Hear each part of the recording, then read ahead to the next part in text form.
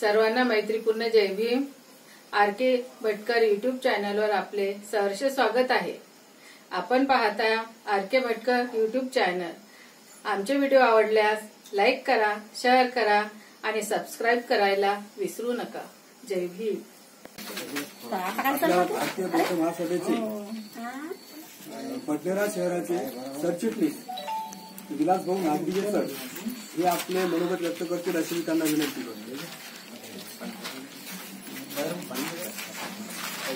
अखिल विश्वाला शांतीचा संदेश देणारे महाकावणी भगवान गौतम बुद्ध, विश्वरत्न परमपूज्य बोधिसत्व डॉक्टर बाबासाहेब आंबेडकर, माता भीमाई, माता रमाई, छत्रपती शिवाजी महाराज, शाहू महाराज, महात्मा फुले या सर्व महामानवांना प्रथम विनम्र अभिवादन करतो।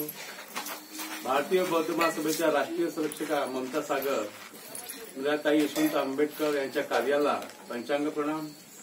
भारतीय बौद्ध महासभेचे कार्यकारी अध्यक्ष तथा समता सैनिक दलाचे प्रमुख आदरणीय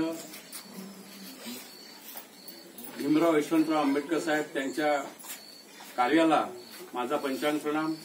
तसेच भारतीय बौद्ध महासभेचे राष्ट्रीय नांदगाव खंडेश्वर तालुक्याचे अध्यक्ष आदरणीय मदनजी खंडारकर, आमच्या अमरावती जिल्ह्याचे जिल्हा संघटक आदरणीय आमचे मित्र राजेंद्रजी भटकर सर, गोपनारायण साहेब, मोहोळ साहेब, वानकर साहेब आणि समस्त आपले बौद्ध बांधव, समस्त उपासक आणि उपासिका आहेत, तुम्हा सर्वांना माझा क्रांतिकारी जय भीम। आताच आमच्या सहकारी मित्राचं पण स्वातंत्र्य नव्हतं आपल्या, मला माहिती समजणार तोंडाला मळकं होतं आणि कमरेला धड होता, त्या लोकांना आपली सावली पण जमत नव्हती, आपला स्पर्श पण जमत नव्हता, काहीच नाही। अशा डॉक्टर बाबासाहेब आंबेडकरांनी 1935 घोषणा केली होती।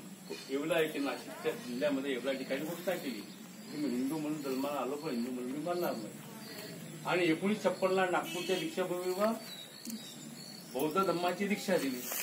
पण बौद्ध धम्माची दीक्षा देण्याच्या आधी डॉक्टर बाबासाहेब आंबेडकरांनी 1954 दीक्षा घेतली बनते चंद्रमणीच्या हस्ते।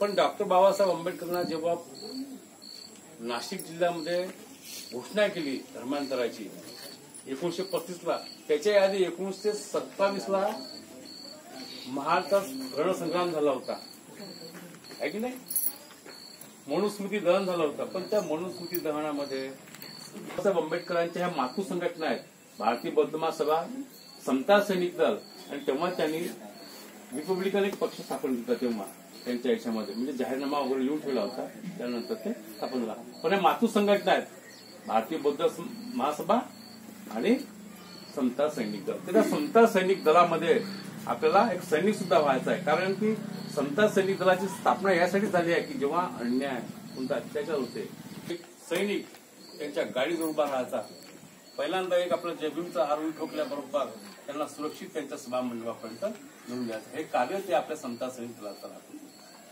म्हणजे तुमच्या गावातून सुद्धा काही तरुण मुलं आहेत, तरुण मुलं, आता आपण थोडा काही वेळ दिला पाहिजे। काम तुम्ही करता, मी करतो, मी पण नोकरीला आहे पण मी माझा वेळ देतो। शिक्षक आहे मी सिद्धार्थ विद्यालय मूर्तिजापूरला, आमचे सर पण शिक्षक होते, झालेले काय, आता मी सध्या सुरू आहे। तर मला हे जे काही दिलं आहे, मला जे 2 टाइम मिळते आहे, मला जे काही मिळते आहे पगार पाणी जे तर बाबासाहेबांची देत आहे।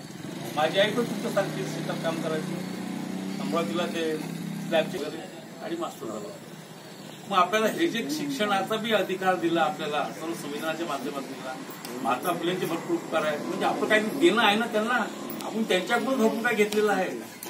महात्मा फुले शिक्षणाची गंगा वाहिली म्हणून आपण तर ते आपण डॉक्टर बाबासाहेब आंबेडकर जे ऋण आहेत आपल्यावर, ते आपल्या भारतीय बौद्ध महासभेमध्ये समता सैनिक दलामध्ये सामील होऊन ऋण पेटण्याचा आपल्याला एक संधी आलेली आहे आपल्याला।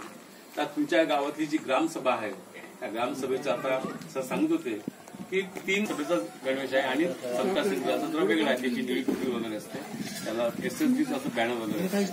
तर ह्या ज्या बाबासाहेबांच्या संघटना आहेत यांनी दूरदृष्टी होती बाबासाहेबांची, दूरदृष्टी होती की भविष्यामध्ये हा माझा जो धम्म आहे हा चिरकाळ टिकला पाहिजे। महाराष्ट्रामध्ये 59 जाती फायदा घेतात की नाही, आणि एकच जळते फक्त कोणती बौद्ध, म्हणजे आपली महार। त्याच्यामध्ये पण सेक्शन पाडून राहिले एबीसीडी. मग आम्हाला वेगळं आरक्षण द्या, आम्हाला वेगळं आरक्षण द्या, 2% त्याला द्या, 2% याला द्या, 2% त्याला द्या, 2% उरलेलं मात्र मग याची प्रगती झाली.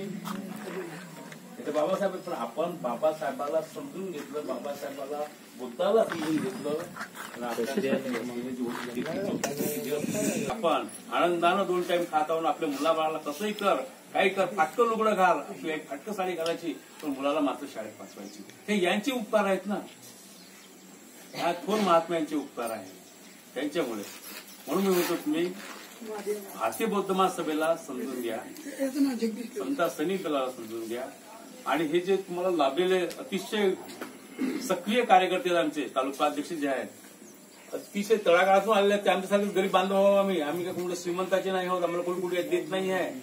आम्ही आमच्या बड्डेऱ्यामध्ये रविवारची वंदन आज निघतो. सरांनी मला सांगितलं तसं आपल्या इथे जावं लागतं. ठीक आहे, रविवारच आहे, आपण जाऊ. तर बाबासाहेबांचे जे ऋण आहेत ते ऋण फेडण्याची संधी आहे. भारतीय बौद्ध महासभेमध्ये सामील व्हा आणि बौद्ध धर्माचा प्रचार आणि प्रसार भारतीय बौद्ध धर्माच्या माध्यमातून कसा होतो हे तुम्ही समजून घ्या. ते आमच्या सरांनी अतिशय चांगल्या प्रकारचं मार्मिक उदाहरण देऊन तुम्हाला समजून सांगितलं आहे. मी इतकंच बोलतो, थांबतो. नमो बुद्धाय, जय भीम. त्याबद्दल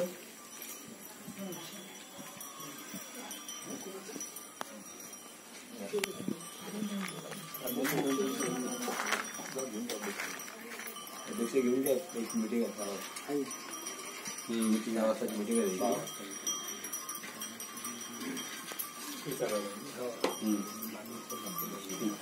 अध्यक्ष घेऊन घ्या.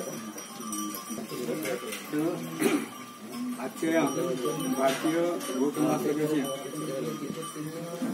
आपला मार्गदर्शक म्हणून आपलं मार्गदर्शन केले, पण त्यांनी मार्गदर्शन केल्यानंतर आपल्या डोक्यात कुठपर्यंत घुसले हे महत्वाचं आहे.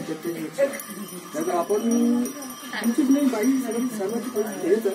आपल्या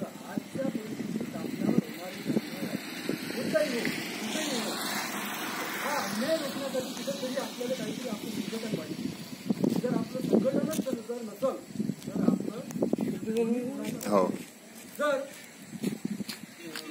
सरन्यायाधीश गवई साहेब यांच्यावर जर असा आपण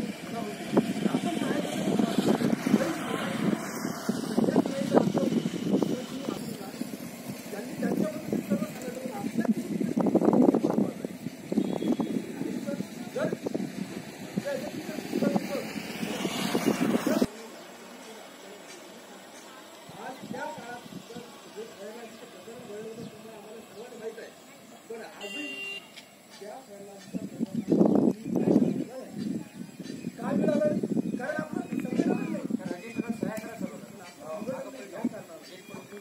प्रचार आणि प्रसार केल्याच्या नंतर तथागत भगवान बुद्धाचे सुद्धा विरोध होते तेव्हा, आणि जेव्हा तथागत भगवान मी थोडे घेतात तुझं चित्र करून देतो, म्हणजे दूर जायचं थोडंसं समजायचं थोडंसं नाही करायचं, म्हणजे पूर्ण डिटेलमध्ये जास्त. तथागत भगवान बुद्धाने जेव्हा ज्ञान प्राप्त झालं होतं, ज्ञान प्राप्त झाल्याच्या नंतर तथागत भगवान बुद्धाचा जेव्हा शेवटचा क्षण आला होता, शेवटच्या क्षणापर्यंत झाले तथागत भगवान बुद्धाचे महापरिनिर्वाण झाल्याच्या नंतर या बुद्ध धर्माला कोणीही वाली होते, पण मात्र त्यांच्यावर सुद्धा अनेक प्रकारचे अन्याय अत्याचार झाले. त्या तथागत भगवान बुद्धांनी हा जो बुद्ध आणि त्याचा धम्म आपणास दिला होता, या धम्माला सुद्धा बदनाम करण्याचा प्रयत्न तेव्हा सुद्धा झाला. आणि त्यामुळे काय झालं की हा तथागत भगवान बुद्धाने दिलेला बुद्ध आणि त्याचा धम्माचा तेव्हा त्यांच्या काळात तो ऱ्हास होत गेला म्हणजे कमी होत गेला. कलिंगवर युद्ध केलं होतं. महानायक सम्राट अशोक